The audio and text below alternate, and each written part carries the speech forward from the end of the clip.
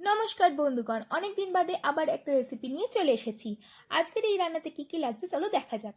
লাগছে আদা বাটা, রসুন বাটা, টমেটো, বাটার, তেজপাতা, দারচিনি, গোলমরিচ, লবঙ্গ, ছোট এলাচ, বড় এলাচ, ক্যাপসিকাম, গাজর, পেঁপে, বিনস, আলু, কুচনো পেঁয়াজ, নুন, হলুদ আর 500 মাটন।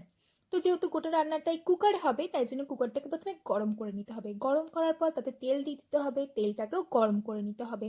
এই যে তেল দিচ্ছ যেন ছিটকে ছাটকে না আসে, সাবধানে দূরে দূরে থাকবে, দূরে দূরে থেকে থেকে করবে।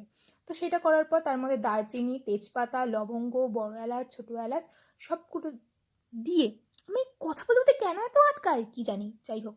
তো তারপরে সেইগুলো গরম করার পর পেঁয়াজ দিতে হবে। পেঁয়াজটা একটু ব্রাউনিশ কালার হয়ে এলেই তার মধ্যে দিতে হবে আদা বাটা আর রসুন বাটা। সেইটাকে একটু মিক্স করে তার মধ্যে মাংসগুলো দিয়ে দিতে হবে, মাংসটাকেও মিক্স করতে হবে। এই মিক্স মিক্স পর্বটা কিন্তু চলতেই থাকবে। তো এইসব মিক্স করার পর তাতে দিয়ে দিতে হবে নুন, হলুদ আর গোলমরিচ গুঁড়ো। এইগুলোকে দিয়েও মিক্স করতে হবে।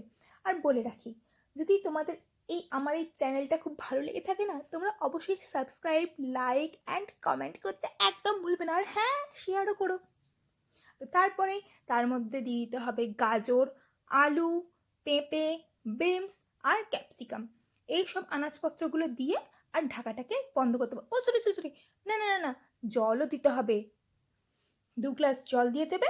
জল দেওয়ার পর ঢাকাটা বন্ধ করে দেবে। 3-4টে সিটি, ব্যাস, মাংস রেডি।